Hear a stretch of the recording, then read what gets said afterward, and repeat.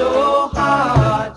Now everything is easy 'cause of you.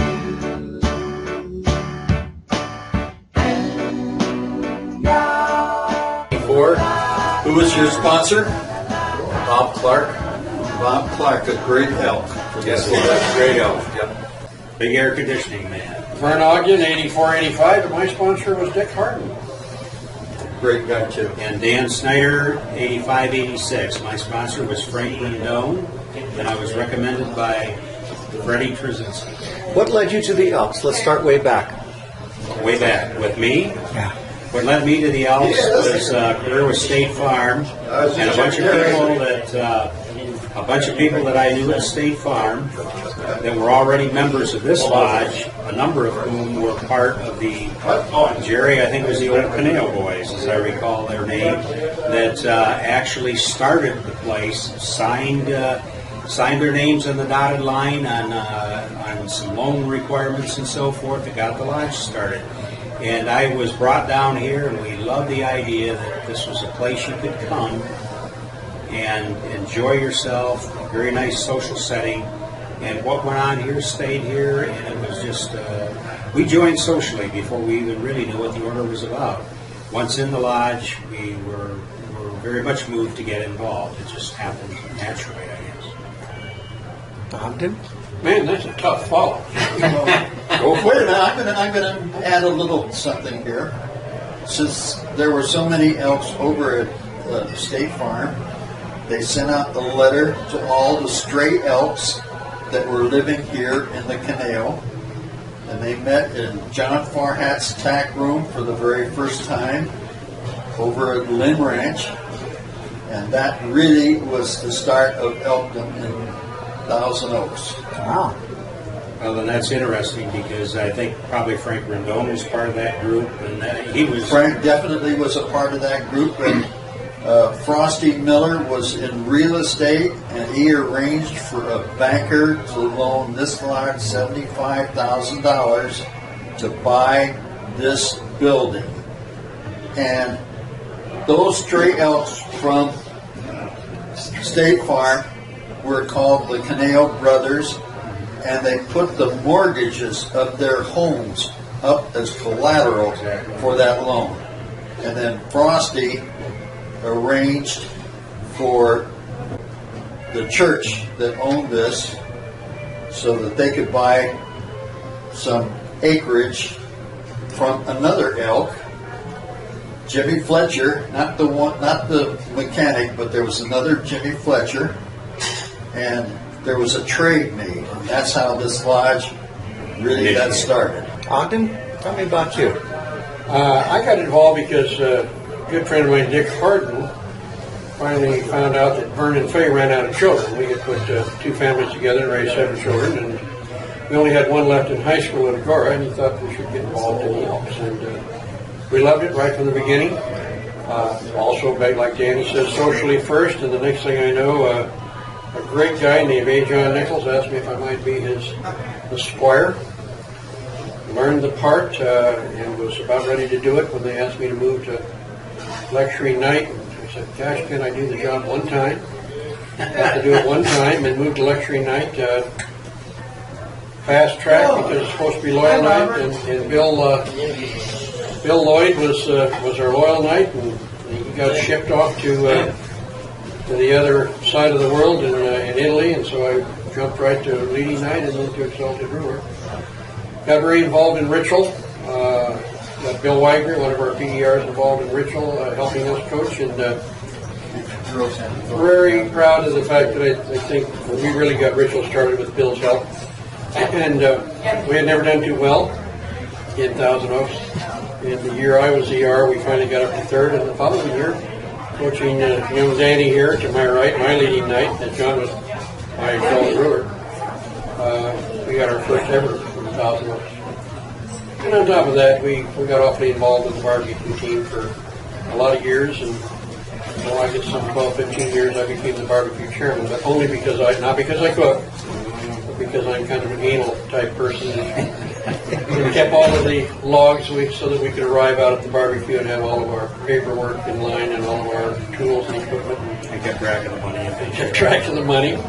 And of course, our barbecue goes on. I'm just fascinated by the fact that you're now barbecuing 4 times a week. We used to do it down at 4 times a month. 4 times a month. Excuse me. We used to do it just down at Office Depot, A couple of times a month if we were Lumber City, and now it's so famous it's being done here. So great memories. And always great to come home. Okay, John, you're up. I did living out here for about a year, and I went to the Canal Valley days. And they're just walking around.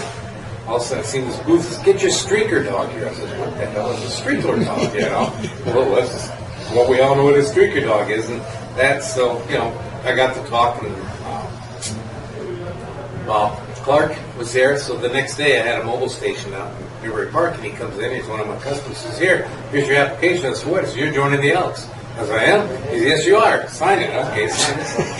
So I took it in. I was initiated that summer, and I started out as assistant esquire under Frank Rendon. And then I thought I was going to move up north. Then we decided to stay, so then I really got involved in all the chairs. Never was lecturing, but I was loyal and everything else. I love the vets. I love going down to the Veterans Hospital. We used to have more fun playing bingo down there. In my year, we had one of our first really big fundraisers. It was called Eyes for John Joseph. We were on TV with it. And what it was, we brought a blind boy over from the Philippines, am I right? Philippines. And he had surgery done on his eye. It wasn't as successful as we wished it could have been, but it put everybody in the lodge together. We had functions going on here. It was fantastic. Everybody remembered Eyes for John Joseph. Okay, tell me, in each of your opinions, the greatest thing about Elkton that you have found. The most Oh, I should add, by the way, the following Thursday, still asking to be on the barbecue team that Saturday after his airplane. Still got to get back to work. Big sympathy. Yes, sir. Tell me why Elkton is important. John, why don't you go ahead? There is no one thing, it's everything. It's all our program, our scholarship, you know, our veterans. You know, those are the 2 things I like. And so, you know, it's just what everybody in Elkton does and thinks. It isn't just one. Some people have one particular program. I just like them all. You know, that's why I stayed with them so long. I would say if you've never been to an Elks convention and watched that handicapped child, we always had one here for the CHIA, California Y Elk Association. So the handicapped children and the help and all of that, the drug abuse programs, like John says, the scholarships, and certainly 1946. So long as there's a veteran in the hospital, the benevolent, protective order of Elks, we'll never forget them. Wonderful visits to the hospital. Great memories. Great, all of them. Yeah, I guess if there's, if you have a goal to try and leave the woodpile a little higher, I'm not sure there's any place you can go that better assists you in that goal than the Elks. There's a lot of good places to be sure, but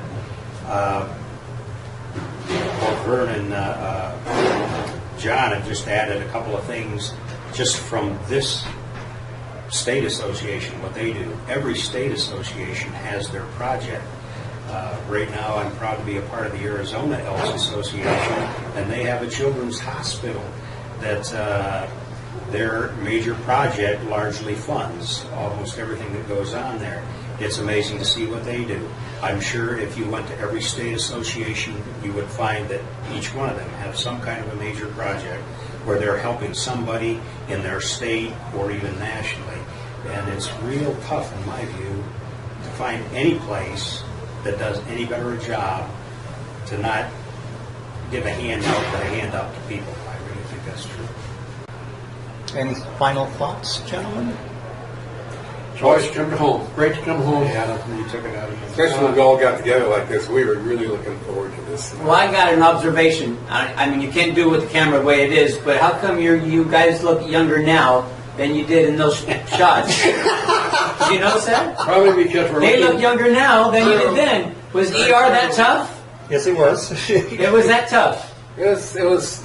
I mean, you especially. I mean, hey, that's not you. I mean, It wasn't tough. It was just a lot of responsibility. well, yeah. You know. If I had Catherine as my leading night, jeez, I never would have made it. No. I think the big thing is you're trying to hold down another job and you come down here and you're trying to do this one too. Maybe it's just And I maybe it's just a vibe. would like to add something else to this. The wives of you three guys were 100% behind you and made a tremendous difference in your years. You don't do this in without Elton. them, Jerry. You're right. You just You're right. don't do it without them. No way. Well, if they ever heard it, we forgot them. Fine. I'll tell you, our wives $2 probably know the apiece. ritual as much as we do. Yeah. Yeah, they practice with They us. probably do, yes. Well, we're sitting here looking at Dan and I, our two wives up there as only past first ladies, as Mitzi is. We can kid them about being princess flapping lips and all those things, but we love them. And the ladies of this lodge, and I know now we have lady members. We didn't in our years. The ladies of this lodge were so important to this lodge and continue to be very important. Yes, Absolutely. And they certainly are back in Oklahoma. And I'm sure Mary still gets involved there out in Arizona. Oh yeah. We couldn't have done it without them. There were challenges, yes there were, and there were some times that were just a little bit trying. But again, when you saw the end benefits, as Dan mentioned, it's all worthwhile, and it keeps us going. It keeps me going, and I'm no youngster anymore, and it'll keep us going as long as we're around. It's something to have retired to, not from. Right. Well, And then we had the luau's, oh boy. And they took the Yeah. men. We had grass skirts on with coconut bras, wigs, and our bellies all hanging out, and we went in there and we It's were amazing dancing. what we called entertainment those days. It's amazing. I'll never forget that we come out and we sang Tiny Bubbles. And we had these bottles and stuff, we were blowing bubbles all over the lodge. I think we lip synced it, didn't we, John? They didn't. Yeah, we They didn't have to listen to us lip-synced. sing it. I don't think. But this we one were was- famous. This lodge is famous for the going away parties for years. Still, We always still want the are. going away. Are we still doing Oh that? yeah, we're still doing Well, I it. know when they started to fly out of Santa Barbara, but we used to have all of the lodges that be here. We would find lodging for them that night, but we would put motorhomes together, load up pickups with all of their luggage, identify them, Get 'em and over the off airport. they'd go. And I think we sent you to Seattle with rain did. umbrellas, You did. and it sunshined your whole trip. Oh, yeah. And you went to, Oh, give me a break.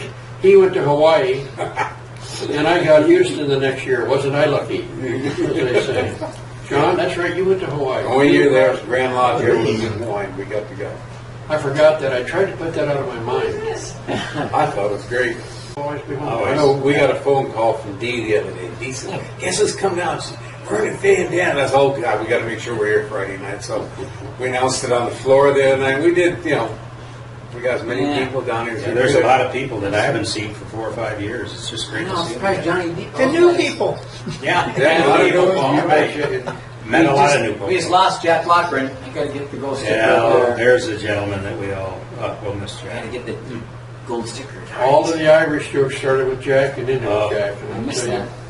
Yeah, he introduced us Jack, to Hal and Roach. wait a minute, I never brought Is this this on up, but Jack had a leprechaun outfit that he would wear every St. Patrick's Day. Oh. That was an absolute knockout, complete with the leotards and the turned up toes. Oh,